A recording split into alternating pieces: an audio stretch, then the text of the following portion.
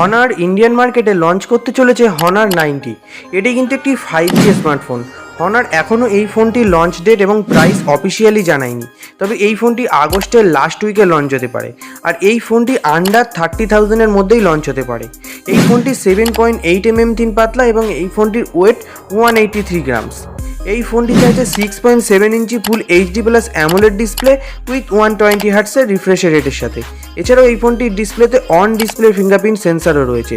এই ফোনটিতে আছে ট্রিপল ক্যামেরা সেট আপ, যেখানে আছে 200+12+2 মেগাপিক্সেলের রেয়ার ক্যামেরা এবং ফ্রন্টের সেলফি ক্যামেরা কিন্তু 50 মেগাপিক্সেলের দেওয়া হয়েছে।